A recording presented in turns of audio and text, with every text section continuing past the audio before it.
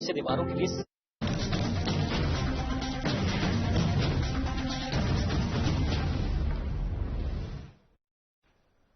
नमस्कार, साधना प्लस पर बिहार झारखंड की खबरें देख रहे हैं आप और मैं हूं आपके साथ पूजा अग्रवाल। बुलेटिन की शुरुआत करेंगे इस वक्त की हेडलाइंस के साथ। बिहार में शराबबंदी का उड़ रहा मजाक, छपरा में पकड़ा गया शराब से भरा ट्रक, शराब कारोबारियों के हौसले हुए बुलंद। बेगूसराय पूजा स्थलों पर लगी लंबी कतार, प्रशासन ने हर मंदिर पर लगाया ताला, कोरोना की बड़ी संख्या पर लिया फैसला। किशनगंज में हुई हत्या, पत्नी ने पति की गोली मारकर की हत्या, आरोपी को पुलिस ने भेजा जेल। लातेहार में घर में लगी आग लगने से घर का सारा सामान जलकर हुआ खाक, पीड़ित ने प्रशासन से की मुआवजे की मांग।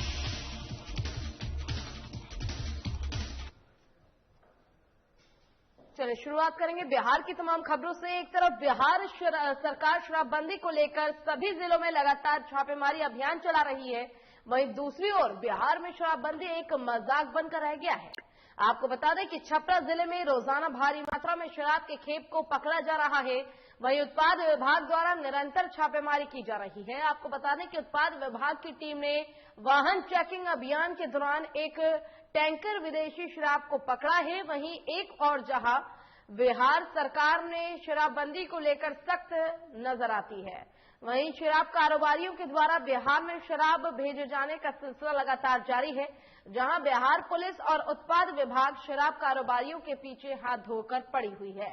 वहीं रोजाना शराब की खेप का पकड़े जाना महज एक मजाक बनकर रह गया है।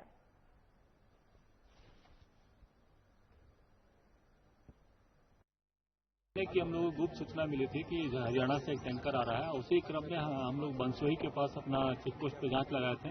वहीं पे एक मोबिल वायल का टैंकर को रोका गया। उसमें जांच करने पर अंदर से गुप्त कारखाना नीचे से बना के उसमें भारी मात्रा में विदेशी शराब बधा हुआ था। इसको हम लोगों ने अरेस्ट करके यहाँ पर लिया है। तो काउंटिंग करने पर 238 कार्टन विदेशी शराब का बरामद हुआ है डिफरेंट ब्रांड्स के। इसमें एक व्यक्ति को गिरफ्तार किया गया है। वो रोहतक से लेके चला था ये कंसाइनमेंट और उसको सीतलपुर में कहीं डिलीवरी देना था। आगे की पूछताछ की जा रही है। जो भी व्यक्ति इसमें इन्वॉल्व होंगे उस पर कार्रवाई की जाएगी। इसमें कितनी मौत होगी इस शराब की? इसकी बाजार मूल्य करीब 25 लाख के आसपास। अगली खबर बेगूसराय से है, जहां कोरोना मरीजों की संख्या लगातार बढ़ती जा रही है, जिसको देखते हुए सरकार ने निर्देश जारी किए हैं कि सभी पूजा स्थलों की आवाजाही पर पूरी तरह से रोक लगा दी गई। और वहीं शहर के प्रसिद्ध काली मंदिर में भी मंदिर प्रशासन ने मुख्य द्वार पर ताला लगा दिया है, जिससे मंदिर आ रहे श्रद्धालु मायूस होकर घर वापस लौट रहे हैं। हालांकि एक तरफ कोरोना को लेकर लोगों में भी जागरूकता देखी जा रही है, तो वहीं दूसरी ओर जिला प्रशासन के निर्देश पर मंदिर में परिसर में किसी को आने की इजाजत नहीं दी गई है, जिस पर श्रद्धालुओं का कहना है कि लगातार बढ़ रहे कोरोना संक्रमण को देखते हुए जिला प्रशासन का उचित फैसला लिया है, लेकिन श्रद्धालुओं की भावना को देखते हुए इसमें थोड़ी रियायत देनी चाहिए, जिससे कि लोग कोरोना प्रोटोकॉल का पालन करते हुए पूजा अर्चना भी कर सके। बेगूसराय की एक खबर, जहां पर कोरोना के बढ़ते मामलों को लेकर अब पुलिस प्रशासन और मंदिर प्रशासन की तरफ से मंदिरों के दरवाजे पर ताला लगा दिया गया है। और ऐसे में जो लोग हैं, श्रद्धालु हैं, उनका ये कहना है कि कोरोना के प्रोटोकॉल का ख्याल रखते हुए जो श्रद्धालु हैं वो उन्हें अनुमति दी जानी चाहिए भगवान के दर्शन के लिए। लेकिन जो पुलिस प्रशासन है और मंदिर के प्रशासन है, उन्होंने फिलहाल मंदिरों के दरवाजे पर ताला लगा दिया है।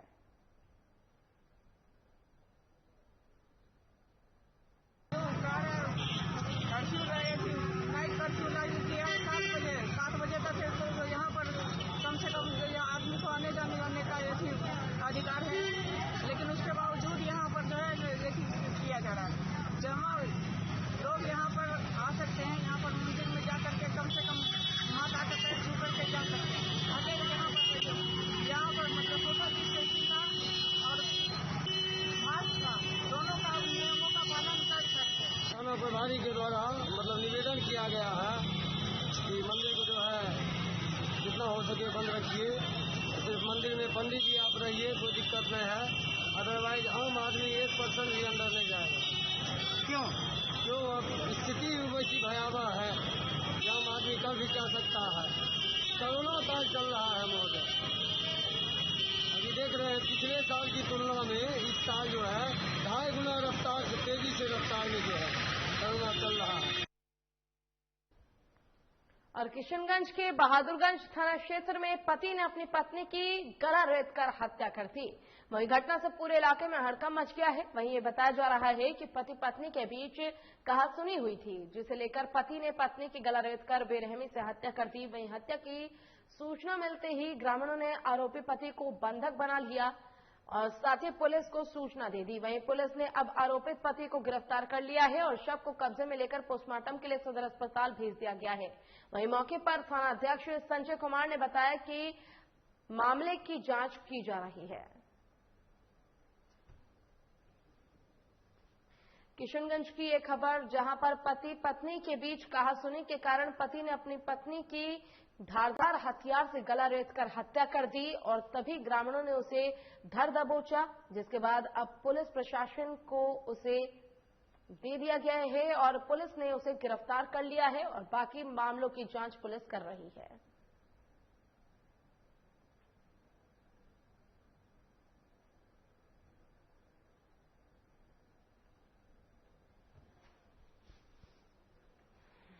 और बेगूसराय में तपतपाती धूप में गेहूं कटाई कर रही महिला मजदूर की मौत हो गई, जिसकी वजह से परिजनों में शोक का माहौल है। वहीं परिजनों ने बताया कि बीते बुधवार को मृतका कांवर झील स्थित गुआबाड़ी बहियार में मजदूर के तौर पर खेत में गेहूं कटाई का काम कर रही थी, लेकिन कड़ी धूप में उसकी तबीयत बिगड़ने लगी। वहीं मृतका को चरवाहा विद्यालय लाया गया, जहां उसकी मौत हो गई। वहीं घटना की खबर मिलते ही चेरिया बरियारपुर थाने की पुलिस मौके पर पहुंची और लाश को अपने कब्जे में लेते हुए पोस्टमार्टम के लिए सदर अस्पताल बेगूसराय भेज दिया और घटना की जांच में जुट गई है। बेगूसराय की एक खबर, जहां पर महिला की मौत हो गई। आपको बता दें कि तपतपाती धूप में महिला काम कर रही थी कि तभी उसकी अचानक तबीयत बिगड़ने लग गई। तबीयत बिगड़ने के कारण महिला कुछ देर बाद ही मर गई और उसकी मौत हो गई, जिसके बाद फिलहाल पुलिस ने शव को अपने कब्जे में ले लिया है। सदर अस्पताल भेज दिया गया है महिला के शव को पोस्टमार्टम के लिए और आगे के बिंदुओं पर जांच कर रही है पुलिस।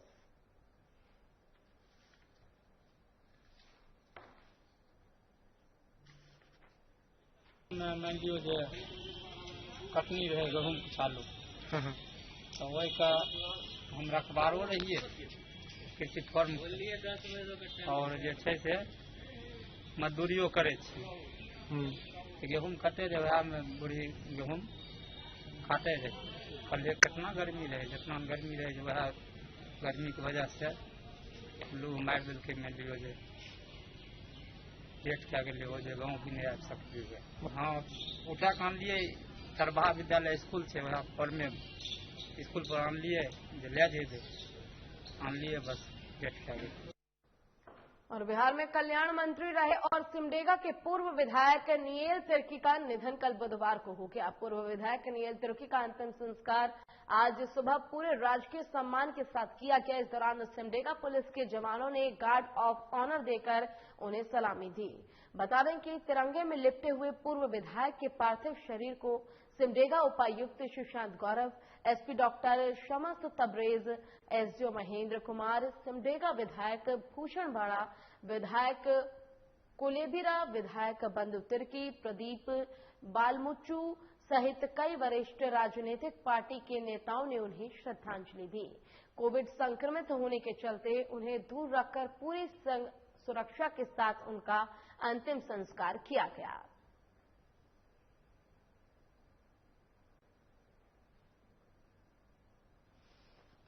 सिमडेगा की एक खबर, जहां पर बिहार के कल्याण मंत्री रहे और सिमडेगा के पूर्व विधायक नियल तिर्की का निधन कल बुधवार को हो गया। पूर्व विधायक नियल तिर्की का अंतिम संस्कार आज सुबह पूरे राजकीय सम्मान के साथ किया गया। इस दौरान सिमडेगा पुलिस के जवानों ने गार्ड ऑफ ऑनर देकर उन्हें सलामी दी। बता दें कि तिरंगे में लिपटे हुए पूर्व विधायक के पार्थिव शरीर को सिमडेगा उपायुक्त Sushant Gaurav, SP doctor Samas Tabrez, SDO Mahendra Kumar, Simdega विधायक भूषण बाड़ा, विधायक कोलीबिरा, विधायक बंधु तिर्की, प्रदीप बालमुच्चू सहित कई वरिष्ठ राजनीतिक पार्टी के नेताओं ने उन्हें श्रद्धांजलि दी। कोविड संक्रमित होने के चलते उन्हें दूर रखकर पूरे सुरक्षा के साथ उनका अंतिम संस्कार आज सुबह किया गया। और सहरसा के सौर बाजार थाना क्षेत्र के वार्ड नंबर 3 में दो पक्षों के बीच जमीनी विवाद हो गया। वहीं इस विवाद के दौरान जमकर गोलियां भी चली। गोलियों के इस घटना में एक पक्ष के अरेंद्र कुमार की मौके पर ही मौत हो गई, जबकि जयकृष्ण यादव गंभीर रूप से घायल हो गए। घटना के बाद मुख्य आरोपी मौके से फरार हो गया, जिसके बाद अब गांव वालों ने आरोपी को हथियार के साथ पकड़ लिया है। खंबे से बांध दिया गया आरोपी को। वहीं सूचना मिलने पर पहुंची पुलिस ने आरोपी को गिरफ्तार किया। इस दौरान पुलिस ने आरोपी से एक देसी कट्टा और कारतूस भी बरामद किया है। वहीं पुलिस मामले की जांच कर रही है।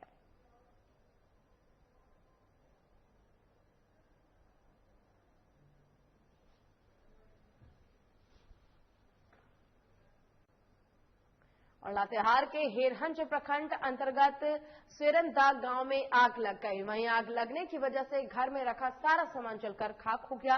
बता दें कि आग लगने की वजह शॉर्ट सर्किट बताई जा रही है। इस दौरान गांव वालों की मदद से किसी तरह आग पर काबू पाया गया। वहीं पीड़ित ने प्रशासन से मुआवजे की मांग की है। लातेहार की एक खबर आपको बता रहे हैं, जहां देखते ही देखते आग ने भयानक रूप ले लिया और काफी ज्यादा नुकसान हो गया है लोगों का। ऐसे में प्रशासन से पीड़ितों ने मुआवजे की मांग की है। हेरहंज प्रखंड अंतर्गत सेरनदाग गांव में आग लगी और वहीं आग लगने की वजह से घर में रखा सारा सामान जलकर राख हो गया।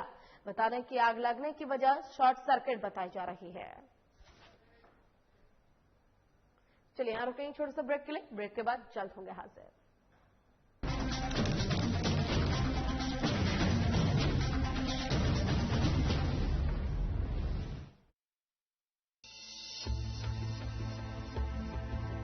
रामकृष्ण मिशन अस्पताल रांची में सेवा का एक सर्वोत्तम संस्थान।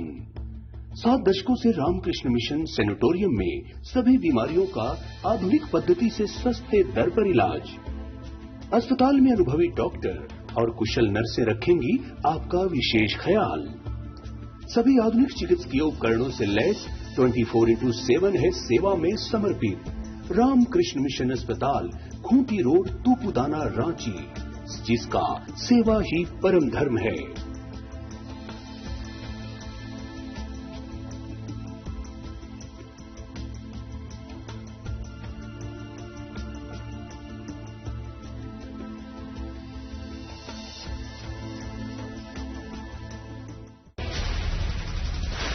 बिहार झारखंड के साथ देश दुनिया की हर बड़ी खबर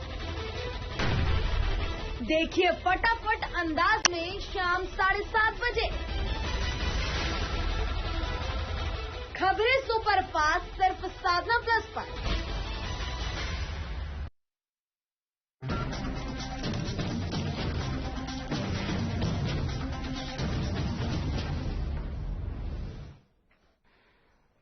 चलिए ब्रेक के बाद एक बार फिर से रुक करेंगे खबरों की ओर। गोड्डा के परायाहाट क्षेत्र की गौरेपुर सड़क की बदहाली लोगों की परेशानियों का सबब बनी हुई है।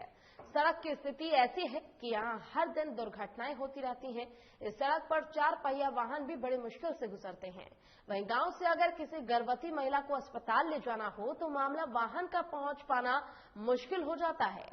गांव वालों का कहना है कि हर रोज इस सड़क से 4 से 5 हजार लोग गुजरते हैं, लेकिन मुख्य सड़क 4 किलोमीटर तक खराब है, जिससे राहगीरों को काफी दिक्कतों का सामना करना पड़ता है। गांव वालों ने बताया कि हमने कई बार स्थानीय विधायक और उपायुक्त गोड्डा को भी लिखित आवेदन दिया था, लेकिन आज तक कोई सुनवाई नहीं हुई।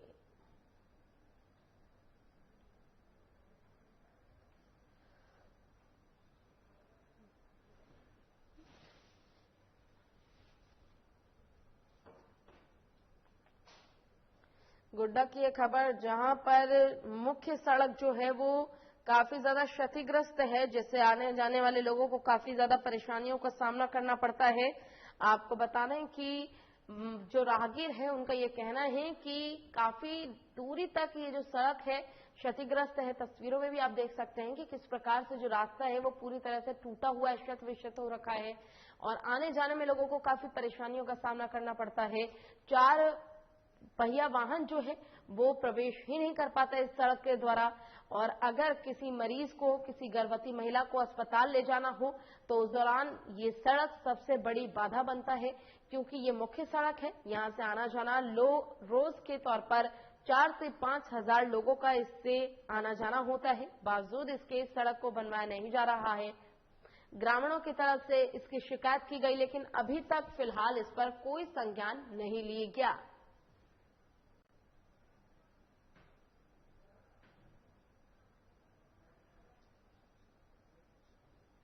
और कोरोना की दूसरी लहर दिन प्रतिदिन खतरनाक होती जा रही है। ये तेजी से लोगों को अपनी चपेट में ले रहा है। वहीं संक्रमण के बढ़ते खतरे को देखते हुए प्रवासियों ने भारी संख्या में पलायन करना शुरू कर दिया है। वहीं अब बिहार सरकार प्रवासियों को रोजगार देने की तैयारी में जुट गई है। बता दें कि बिहार में बड़े पैमाने पर प्रवासी मजदूर दिल्ली और मुंबई से बिहार लौट रहे हैं।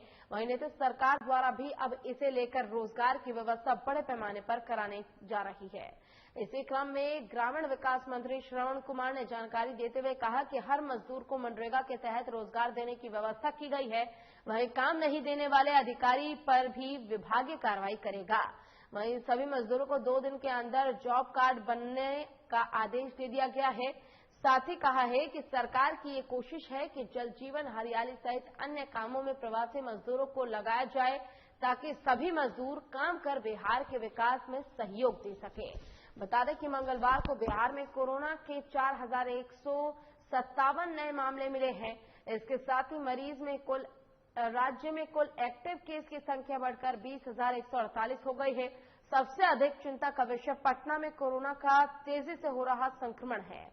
वहीं मंगलवार की ही रात तक महज 24 घंटे के दौरान 18 लोगों की कोरोना से मौत भी हुई है।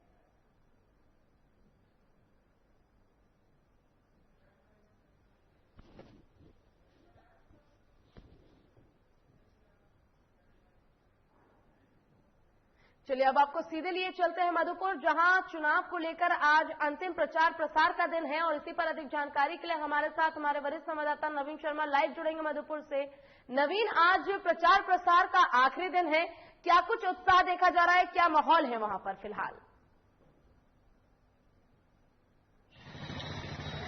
बिल्कुल पूजा, आज मधुपुर उपचुनाव के लिए प्रचार प्रसार का आखिरी दिन है और इस वक्त मैं जहां पर खड़ा हूं इसे डालमिया कूप कहते हैं और निश्चित तौर पे शहर की आबो हवा और जो गर्माहट है वो निश्चित तौर पे कह सकते हैं कि सियासी गर्माहट इन दिनों मधुपुर में है। और चूंकि आज आखिरी दिन है प्रचार का, तो ऐसे में तमाम पार्टी जो है अपने तरफ से जोर लगा दी है कि कोई कसर बाकी न रह जाए। और 17 तारीख का जो वोटिंग होगा उस वोटिंग में जो भी पार्टी है दोनों ही तरफ से वो अपनी जीत चाह रहे हैं कहीं न कहीं।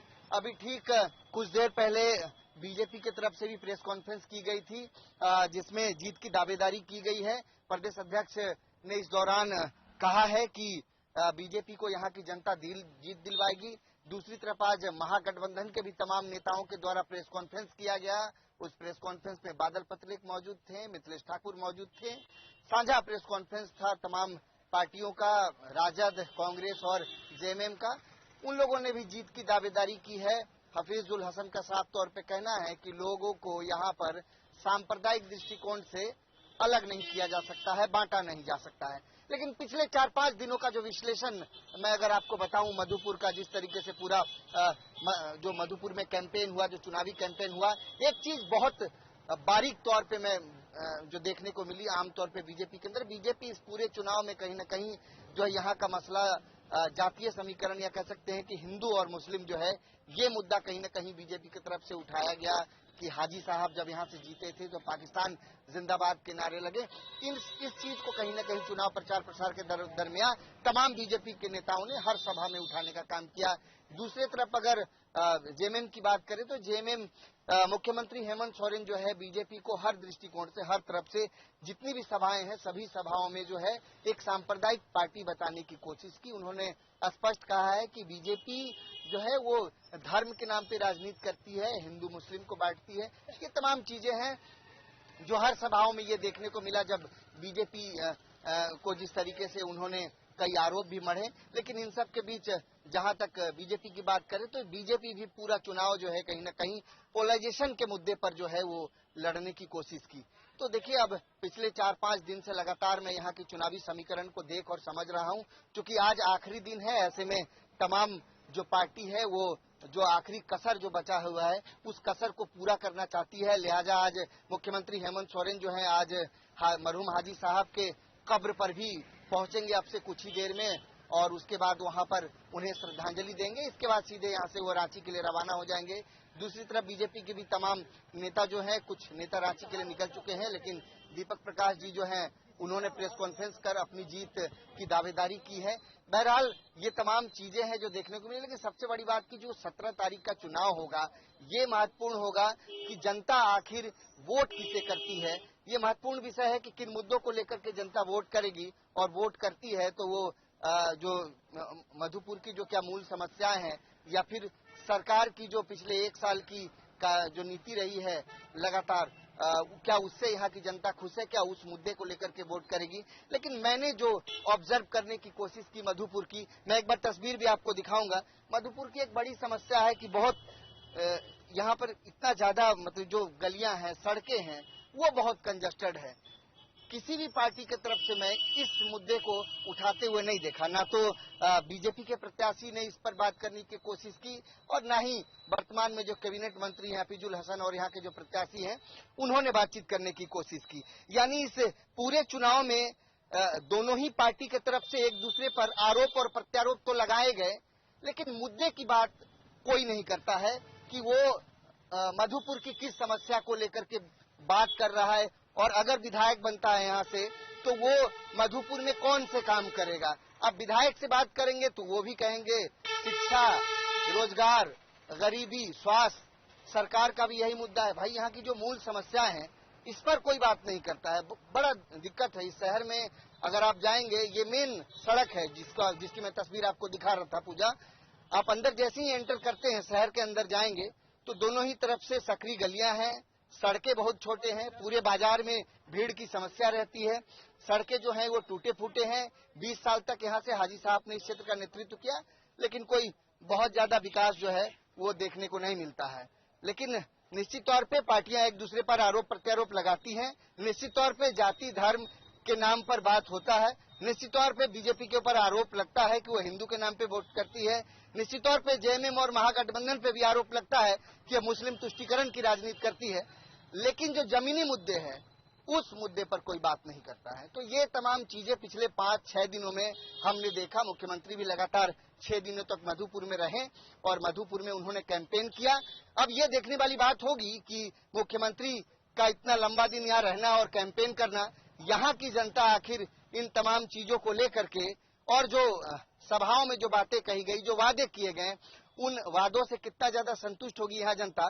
17 तारीख को जब वोटिंग होगा तो और उसके बाद 2 तारीख को रिजल्ट आएगा, तो निश्चित तौर पे 2 तारीख को ये सारी चीजें जो है वो स्पष्ट हो पाएंगी। लेकिन एक चीज है कि 2 तारीख के चुनाव के पहले दोनों ही पार्टियों की तरफ से जीत की दावेदारी स्पष्ट तौर पे की गई। दोनों ही पार्टियों के नेता जो है ये कह रहे हैं कि हमारी जीत तय है। तो अब थोड़ा सा हमें इंतजार करना पड़ेगा और निश्चित तौर पे जो आज शाम 5 बजे के बाद जो है ये तमाम बैनर पोस्टर हटा दिए जाएंगे। जो प्रचार प्रसार का जो लगातार जो चल रहा था दोनों ही पार्टियों की तरफ से वो बंद हो जाएगा और जनता को कौन कितना कन्विंस कर पाया है इसका रिजल्ट जो है अब 2 तारीख को देखने को मिलेगा। बिल्कुल पूजा। बिल्कुल नवीन, जिस प्रकार से आज आखिरी दिन है प्रसार का और ऐसे में दोनों ही पार्टियों की तरफ से आरोप प्रत्यारोप का दौर भी लगातार जारी है, जनता के मुद्दे तमाम है और ऐसे में दोनों पार्टियों की तरफ से प्रेस कॉन्फ्रेंस भी की गई है और दोनों ही पार्टियों ने अपनी जीत की दावेदारी पेश की है। वहां का माहौल देख के क्या लगता है, कौन सी पार्टी का दमखम ज्यादा है और मधुपुर चुनाव में इस बार कौन बाजी मार लेगा? देखिए पूजा, मेरे ख्याल से अभी थोड़ी सी जल्दबाजी होगी। हम लोग लगातार समीकरणों को लेकर के चर्चा कर रहे हैं। दावेदारी दोनों पार्टियों की तरफ से है और जो मुद्दे हैं निश्चित तौर पे दोनों ही पार्टी इस क्षेत्र में जिन मुद्दों पर बात करना चाहती थी प्रचार प्रसार के दौरान, वो चीजें तो अपने तरफ से वो लोग कर गई हैं। अब ये काम कितना आएगा ये तो 2 तारीख को पता चलेगा। लेकिन निश्चित तौर पे जिस तरीके से राज्य में कोरोना का संक्रमण जैसा बढ़ा है, कहीं न कहीं वो संक्रमण का खौफ मधुपुर में देखने को नहीं मिलता है और जो सरकार की तरफ से जो नेता मंत्री यहाँ पर मौजूद हैं, उनके तरफ से भी कोई संजीदगी भरा बयान इस पर नहीं आता है। लगातार मधुपुर से बीजेपी के प्रदेश अध्यक्ष दीपक प्रकाश जो है 2 दिन, बाबूलाल मरांडी ने भी प्रेस कॉन्फ्रेंस किया, दीपक प्रकाश ने भी प्रेस कॉन्फ्रेंस किया और सरकार पर कई आरोप लगाए। सरकार की तरफ से भी मुख्यमंत्री फेसबुक पर जो है कोरोना को लेकर के माफी मांगते हैं कि अगर कोई गलती हुई है तो जनता हमें माफ करे। लेकिन निश्चित तौर पे आज जब मुख्यमंत्री रांची लौटेंगे तो निश्चित तौर पे राज्य का जायजा लेंगे कि राजधानी की क्या परिस्थिति है, और राजधानी की परिस्थिति निश्चित तौर पे भयावह है। मधुपुर से जब यहाँ तमाम लोग जो बाहर से आए हैं, जब मधुपुर से वापस जाएंगे, यहाँ पर भी जब संक्रमण को लेकर के जब जांच वगैरह जब शुरू किया जाएगा तो निश्चित तौर पे संक्रमण के मामले जो है यहाँ भी जरूर देखने को मिल सकते हैं। इन सब चीजों के बीच एक बड़ी चुनौती सरकार के सामने है। 17 तारीख के वोटिंग के बाद 2 तारीख को तो रिजल्ट आ जाएगा कि क्या होना है प्रदेश में, मधुपुर का सीट आखिर किसको मिलता है, यहाँ का महारथी कौन होता है। लेकिन इन सब के बीच बड़ी चुनौती कोरोना का बढ़ता संक्रमण है, जो राजधानी रांची में अब बेहाल कह सकते हैं कि स्थिति अब बेकाबू हो गई है। ना तो अस्पतालों में बेड है, न मरीजों को ऑक्सीजन मिल रहा है। तो ये तमाम चीजें हैं जो कहीं न कहीं मुख्यमंत्री के सामने एक चुनौती है।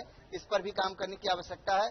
निश्चित तौर पे आज मुख्यमंत्री वापस लौट रहे हैं, सारी चीजों का संज्ञान लेंगे क्या कुछ होगा। लेकिन निश्चित तौर पे झारखंड में एक सीट पर मधुपुर पर उपचुनाव हुआ, पहली बार यहाँ पर उपचुनाव हुआ। लेकिन देखने वाली बात होगी कि जिस तरीके से इस चुनाव को महिमा मंडित किया गया, ऐसा लग रहा था कि मानो इससे महत्वपूर्ण सीट झारखंड में और कुछ हो ही नहीं सकती है। बीजेपी की तरफ से भी लगातार उसी तरीके से प्रचार प्रसार किया गया। तमाम नेता यहाँ मौजूद थे, विधायक, पूर्व मंत्री, सारे लोग यहाँ पर मौजूद थे और महागठबंधन की तरफ से भी तमाम मंत्री यहाँ पहुंचे। मुख्यमंत्री 4-5 दिनों तक रहे, जो है तमाम लोग यहाँ पहुंच करके प्रचार प्रसार किए। कह सकते हैं कि एक तरफ जीत की हैट्रिक लगानी है तो दूसरी तरफ हार की हैट्रिक होनी है। तो अब दोनों के लिए नाक की लड़ाई है और इस नाक की लड़ाई में आखिर जीतता कौन है, ये 2 तारीख को चीजें स्पष्ट हो पाएंगी। अब इन समीकरणों से बिल्कुल नवीन, जिस प्रकार से आपने बताया कि लगातार मधुपुर उपचुनाव को लेकर दोनों ही पार्टी अपने तरफ से जीत की दावेदारी पेश कर रही है। दोनों ही पार्टियों की तरफ से लगातार चुनाव में जीत हासिल करने के लिए कोशिश की जा रही है और आज सभी पोस्टर्स बैनर्स को हटा दिया जाएगा। अब देखना यह होगा कि आखिर जनता का फैसला क्या लेकर आती है। और आपका बहुत बहुत शुक्रिया हमारे साथ जुड़ने के लिए, तमाम जानकारी देने के लिए। इसी के साथ फिलहाल के लिए इस बुलेटिन में बस इतना ही। खबरों का सिलसिला लगातार आगे भी जारी है। आप देखते रहिए साधा प्लस। नमस्कार।